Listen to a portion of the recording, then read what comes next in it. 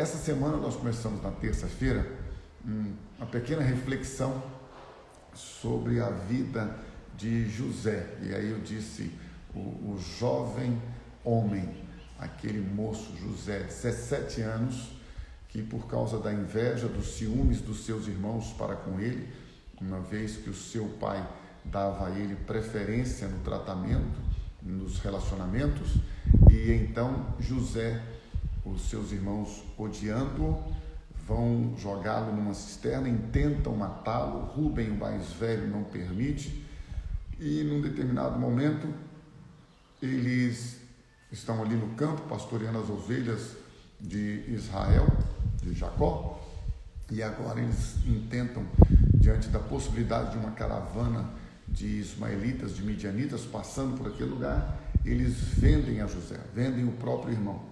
Este irmão é vendido para o Egito. No Egito ele é comprado por um homem chamado Potifar, um dos comandantes de Faraó.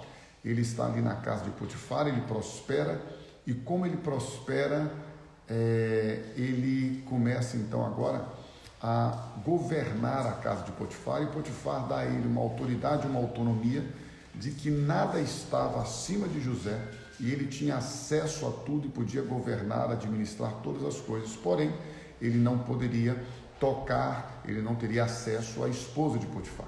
Mas esta, por dias e por tempos, tentava assediá-lo, tentava conduzi-lo, levá-lo para a cama, para ter relações sexuais com ele, para adulterar com ele. Mas ele não concordando, chega um dia que ele larga a sua capa, a sua veste para trás, porque ela o agarra, ele foge, porque assim nós temos que fugir das tentações. Nós temos que enfrentar ao diabo, resistir ao diabo, e ele fugirá de vós. Mas em relação à tentação, meu irmão e minha irmã, a gente foge, a gente corre. Se você está atraído pelo sexo oposto, se você está atraído por furtar alguma coisa, se você está tentado a pecar contra Deus e contra o seu próximo, foge da tentação. A gente foge, a gente corre, não damos mole, a gente não brinca com pecado, não se brinca. Pecado mata, pecado encerra nossa relação com Deus.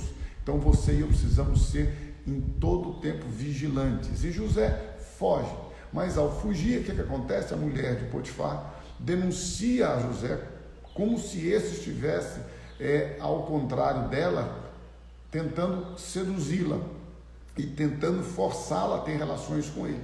E a prova que ela apresenta é a capa que ela segurou dele. Então Potifar o encerra na prisão. Na prisão, José, então, com 17, 18, sei lá eu quantos anos ali naquele período, ele está ali agora e começa a governar. Ele começa agora a ter a autoridade e a gestão da prisão. O carcereiro-chefe, vendo que ele era um homem próspero, assim como Potifar havia também visto, dá a José toda a autonomia dentro da cadeia. E ele continua prosperando, porque a Bíblia diz que o Senhor prosperou na casa de Potifar e está prosperando agora na prisão. Por isso, não importa onde você e eu estejamos, Deus sempre vai nos prosperar. Lembrando que a prosperidade que Deus nos dá é para retornar para a glória dele, é para louvar, para engrandecer a ele. Então agora José está na prisão. O copeiro e o padeiro, os dois chefes da padaria e da copa do rei, desagrada o rei, ele põe os dois na prisão. Cada um tem um sonho, José interpreta os sonhos.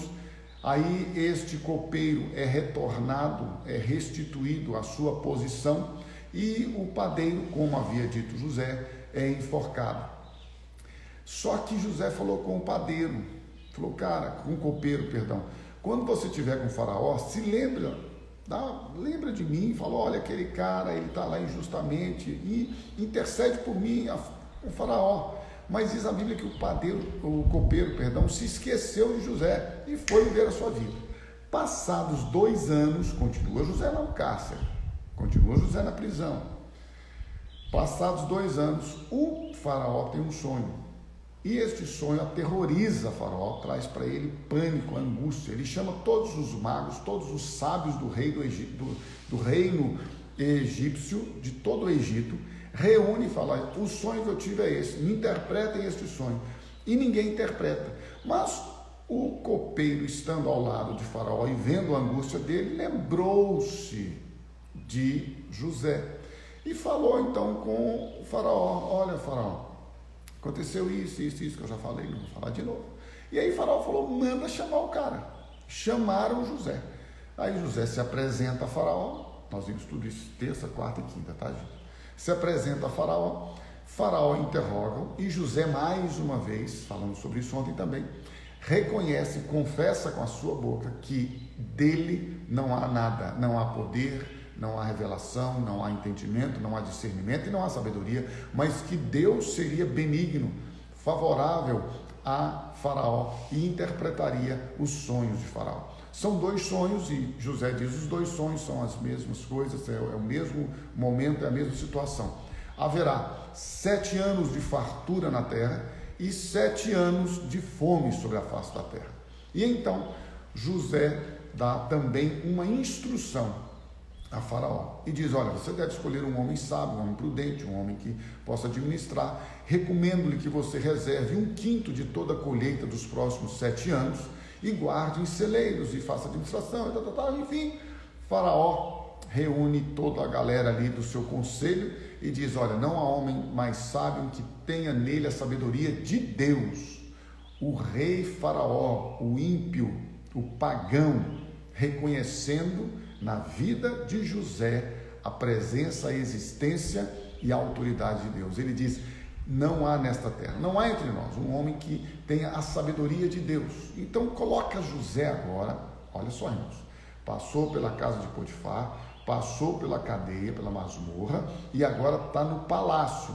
E este Faraó agora, rei do Egito, coloca José numa posição que abaixo dele ninguém faz nada, manda nada, compra nada, vende nada, administra nada. José é o cara.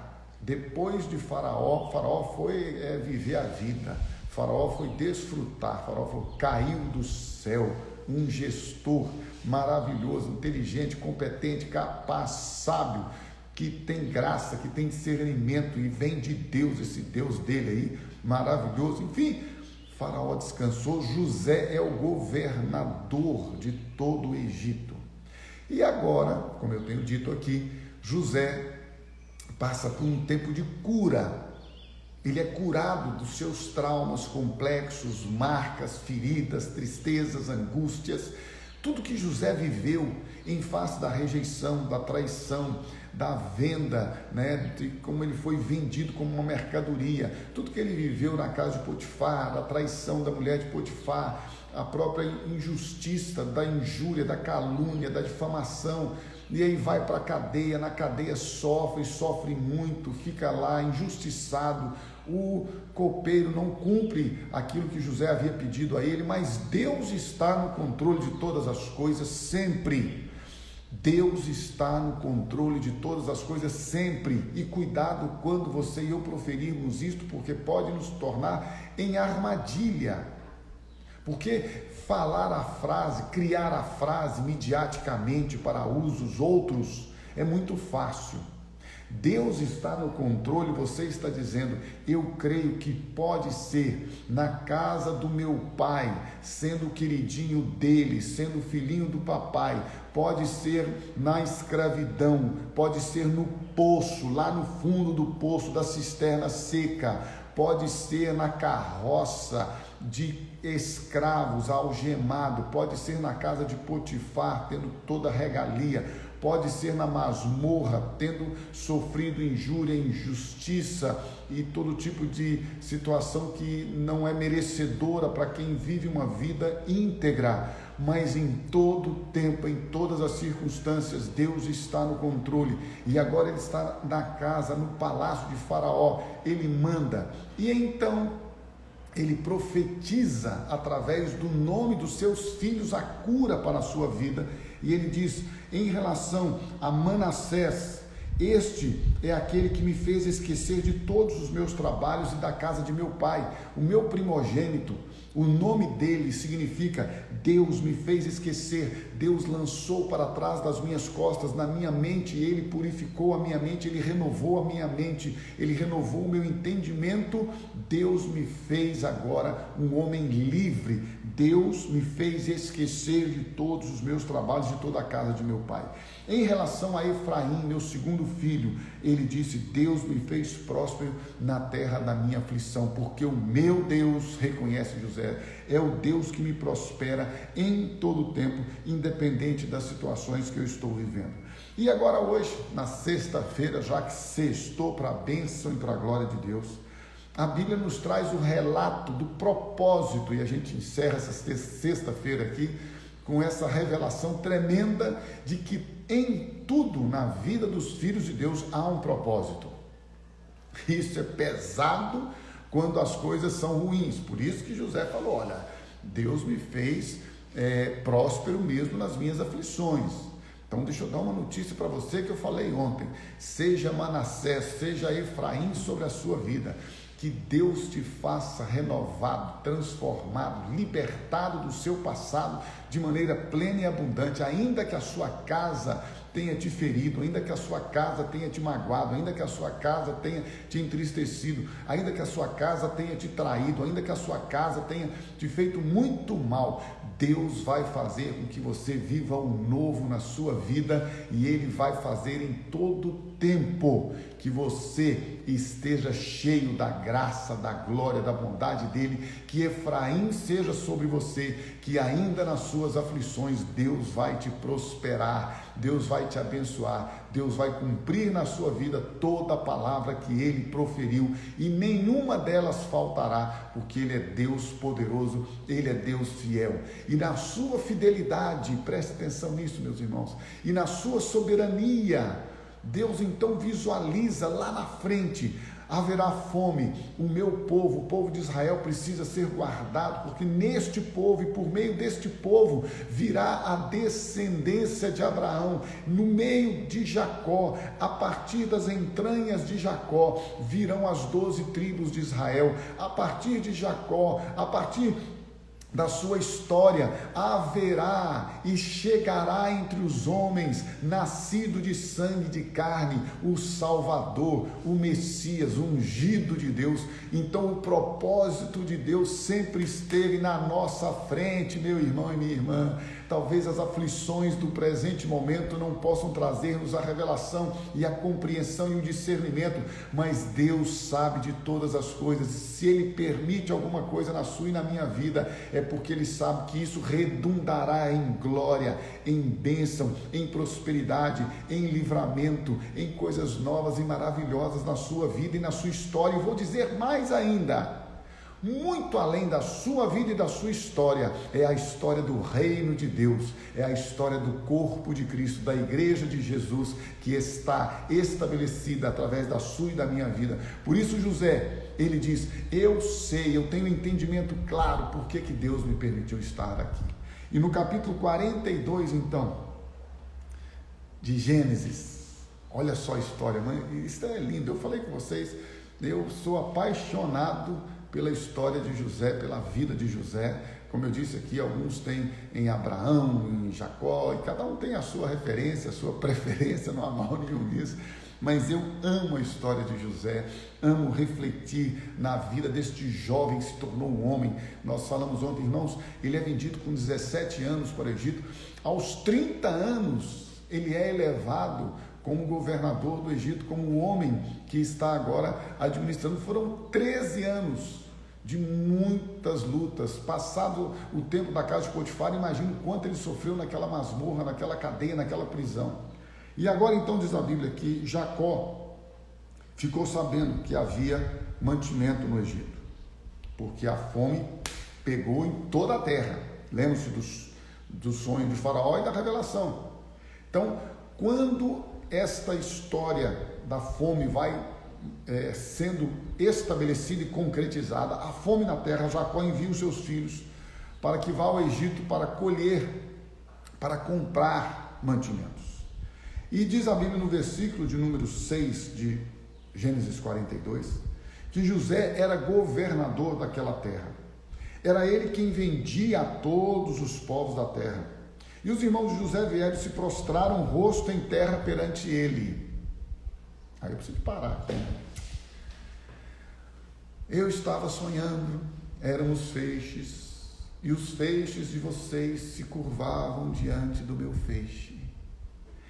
Toda palavra proferida por Deus se cumprirá. Nenhuma palavra liberada por Deus faltará ou deixará de ser cumprida na sua vida e na minha vida. Os irmãos fizeram o quê? Se prostraram rosto em terra. Não se curvaram respeitosamente, não. Se prostraram rosto em terra. Foi lá no pó, diante do governador, diante daquele que tinha autoridade para alimentar e salvar as pessoas. Vendo José a seus irmãos, reconheceu-os, porém não se deu a conhecer, e lhes falou asperamente e lhes perguntou: de onde vindes? Responderam: da terra de Canaã, para comprar mantimento. José reconheceu os irmãos, porém eles não o reconheceram. Então se lembrou José dos sonhos que tivera a respeito deles e disse-lhes: vós sois espiões. Aí começa uma história de José fazendo aqui uma encenação. José agora começa a fazer um teatro, começa a pressionar, chamar os caras de espião, e vai prender, prende gente, prende todo mundo, fala que tem que voltar um, o resto fica preso. Depois ele vai lá e fala: não, fica um preso, o resto volta, que ele quer ver Benjamim, que ele quer ver o irmão dele, que é Benjamim e José, os dois últimos de Jacó. Então ele queria ver Benjamim não foi, porque Jacó falou: já levaram o meu mais novo, que era José, eu não vou tirar a mão agora de Benjamim, não. Aí José falou: não, tem que trazer o Benjamim, se não trouxer o Benjamim, nada feito. Então a Bíblia vai nos mostrar que os irmãos de José regressam ao Egito. Ordenou José que eles enchessem de cereal os sacos, restituísse o dinheiro a cada um no saco de cereal e suprisse de comida para o caminho, e assim foi escrito. Carregaram cereal, suprimentos. Aí você sabe que eles vão lá e voltam e falam: vocês estão roubando, não estão roubando? Versículo de número 31, somos homens honestos, não somos espiões, somos 12 irmãos, filhos do mesmo pai, e repete tudo.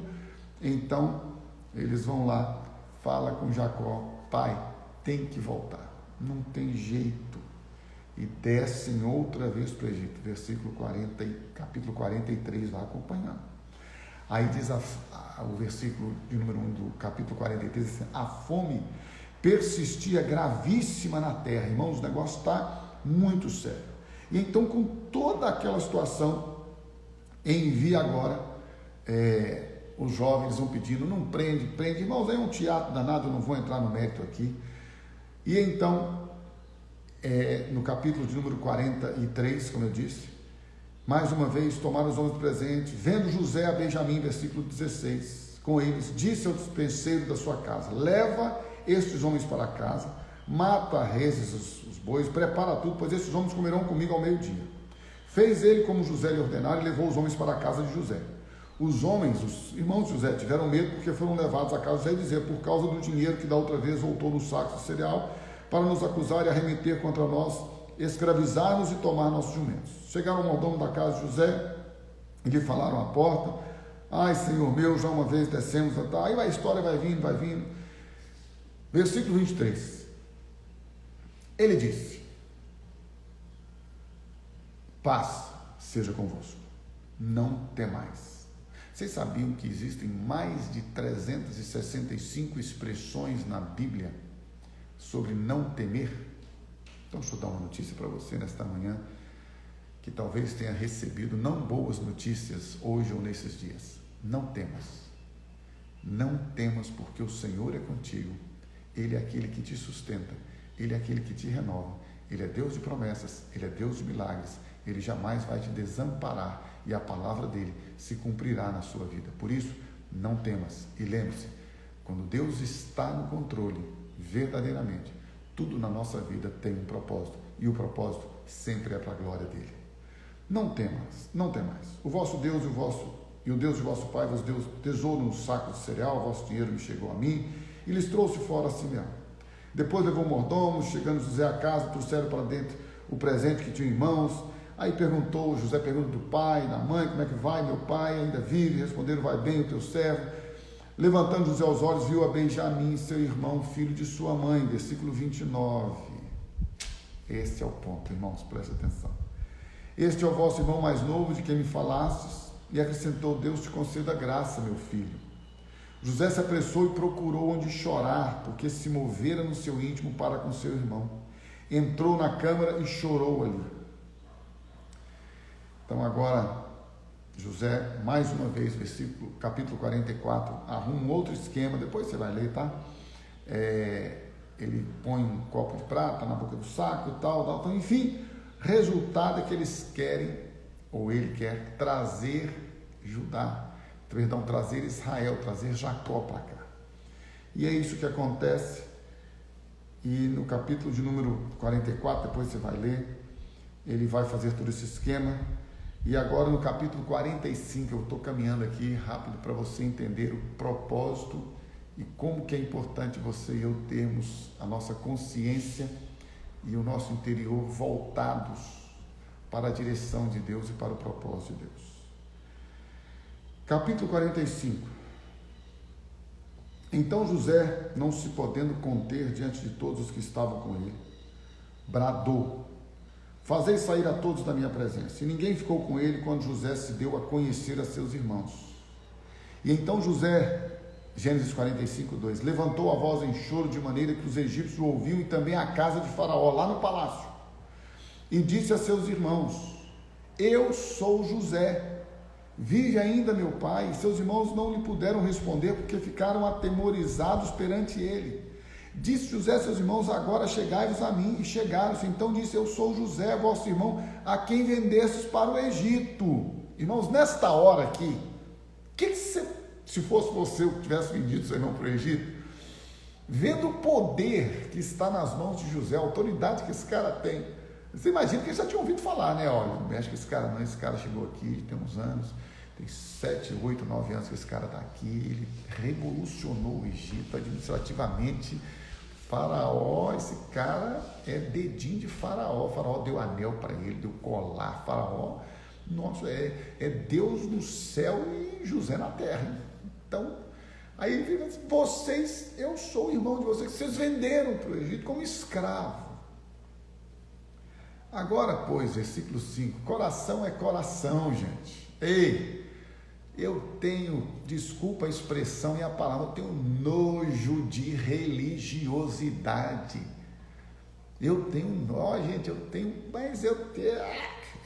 Meleca. Eu não aguento gente religiosa e hipócrita que fica falando de Deus e não tem coração. Olha o coração desse moço, olha o coração deste homem hoje, de José. Depois de tudo que passou, meu irmão, quando você diz assim, Manassés, quando você diz Efraim, quando você diz Deus me livrou, Deus me curou, Deus me sarou, quando você diz Deus me prospera em meio às minhas aflições, em todo tempo, eu me contento e sou grato a Ele com o que tenho, porque prosperidade não é o dinheiro, a riqueza, o patrimônio, o poder, a influência que você tem. Prosperidade, meu irmão, é a vontade de Deus cumprida, estabelecida, exercida, executada, manifestada na sua e na minha vida. Ser próspero não é ter dinheiro, ser próspero é ter a vontade, o plano, o propósito, o projeto de Deus na sua vida.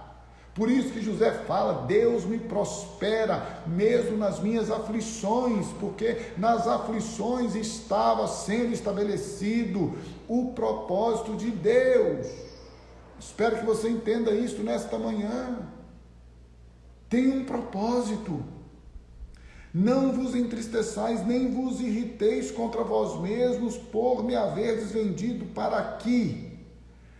Se o Espírito Santo não nos revelar isto nesta manhã, desculpa, mas pouca coisa adiantou terça, quarta e quinta. Que o Espírito Santo revele a você e a mim nesta manhã esta verdade. Irmãos, preste atenção na palavra de José, porque para a conservação da vida, irmãos, preste atenção nisto agora, Deus me enviou adiante de vós. Meu irmão e minha irmã, você sabe o que José está falando?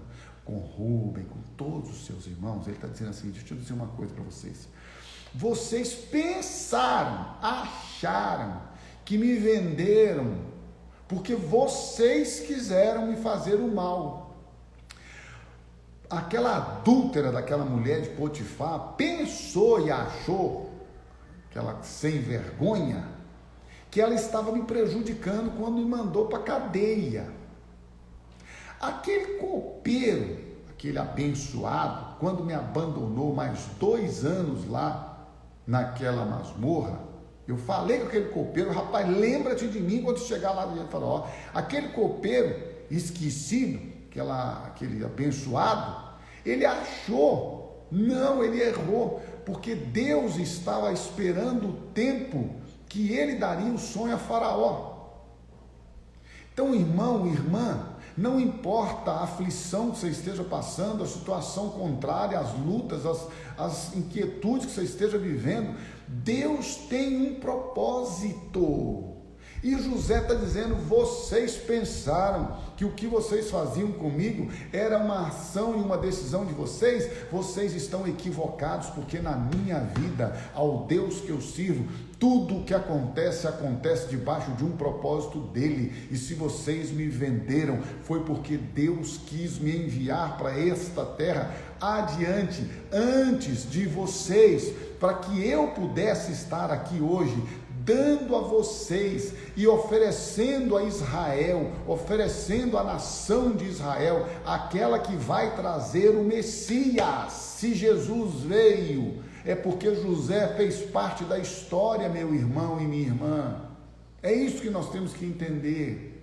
É isso que você e eu precisamos vivenciar. E então José diz, Deus me enviou adiante de vós, porque já houve 2 anos de fome na terra, e ainda restam 5 anos em que não haverá lavoura nem colheita. Versículo 7, Deus me enviou adiante de vós, para conservar vossa sucessão na terra, e para vos preservar a vida por um grande livramento.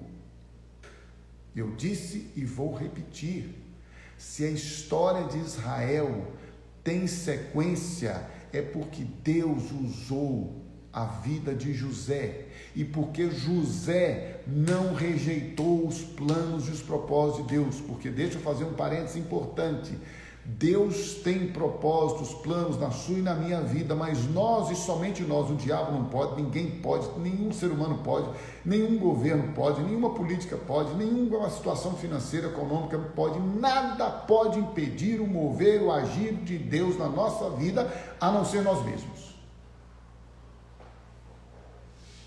Só você e eu podemos. Se eu disser, Deus, a partir de hoje eu não quero mais te servir, eu vou cair no pecado, na imundícia, na iniquidade, eu vou pisar o sangue de Cristo, eu vou virar o cão, Deus não vai me impedir. Não, pastor, não, vai não. Livre-arbítrio, irmão. Sabe por quê? Porque se eu quero, ele não permite. O outro quer, ele permite, ele faz acepção de pessoas. Não, filho. Vou repetir para você. Deus tem um plano, um propósito, um projeto para a sua e para a minha vida, antes da fundação do mundo. Mas se você e eu não quisermos nos submeter à vontade dele, ao plano dele, ele não vai nos obrigar, não. Não, negativo. A Bíblia é clara, José está falando claro, irmãos. Claramente aqui para nós. Versículo 7, Deus me enviou adiante de vós, com um propósito, conservar a sucessão na terra, a sucessão da nação de Israel, que vai trazer o Messias, e para que vocês sejam preservados por um grande livramento. Assim, versículo 8, não fostes vós que me enviastes para cá, e sim Deus. Meu irmão e minha irmã, tem coisas da nossa vida, coisas que não são agradáveis, lutas que nós enfrentamos, enfermidades pelas quais nós passamos, que muitos de nós aqui, já citei aqui, a Sofia está vivendo um momento de desafio, o Toninho da área da saúde, a Socorro com labirintite, a Larissa com um tratamento que fez e está fazendo ainda contra o câncer, o Ronaldo Domingo, que vocês viram aqui, passou por uma cirurgia gravíssima, uma cirurgia de cabeça, também coisa terrível, todo mundo Deixa eu falar com você uma coisa, tudo isso você vivemos, alguns foram chamados para o Senhor, outros não, outros vão viver aqui, não importa, o que importa é o seguinte, Deus tem um propósito e esse propósito vai se cumprir e nenhuma das palavras que Deus falou faltará. Deus é o Deus Todo-Poderoso, mas eu preciso me submeter à vontade dEle. E então agora a palavra de Deus nos diz, não fostes vós que me enviastes para cá, e sim Deus que me pôs por pai de Faraó, e senhor de toda a sua casa, e como governador em toda a terra do Egito. E então agora ele manda que os seus irmãos estejam voltando, buscando a Jacó, e a história vai seguindo debaixo da bênção, da provisão do pai, e eles são agora acolhidos, e, bem, enfim, o fato é que depois a gente sabe do encontro, né, de José com Jacó, e logo que este encontro ele é selado, eu acho muito lindo isto, está lá em Gênesis 46, a partir do versículo 28, diz que Jacó enviou Judá diante de si a José para que soubesse encaminhá-lo a Gósen, e chegaram à terra de Gósen. Então José aprontou o seu carro e subiu ao encontro de Israel, seu pai, a Gósen. Apresentou-se, lançou-se-lhe ao pescoço e chorou assim longo tempo. Longo tempo. Ele ficou ali chorando, abraçado ao seu pai. Irmãos, nós estamos falando de 17 mais 2, 19, 20 anos depois, aproximadamente, José tem um reencontro com seu pai. Disse Jacó, agora Israel a José, já posso morrer, pois já vi o teu rosto e ainda vive. E José disse a seus irmãos e à casa de seu pai, subirei e farei saber a Faraó e lhe direi, meus irmãos, a casa do meu pai, que estavam na terra, os homens são pastores, enfim. Aí ele vem e arruma tudo, e a história depois você continua lendo. Mas onde eu quero já caminhar para o tempo desta reflexão aqui, para você e eu termos um entendimento claro. Deus agiu e usou e chamou José para que o Messias, Jesus, pudesse chegar a nós. Se você e eu hoje podemos ter uma vida maravilhosa, se nós podemos ter uma vida de salvação eterna, José faz parte da história de Jesus.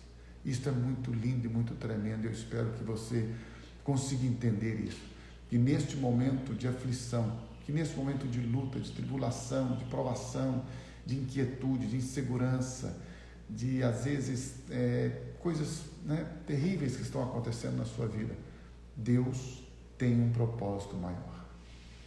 E eu sei que esta luta, esta enfermidade que você está vivendo, ou esse problema no casamento, esse problema na sua família, com seus filhos, todos nós vivemos, irmãos, na área financeira, econômica, cada um na sua vida. E eu sei que o nosso Deus vai usar e reverter todas as coisas para a glória dele.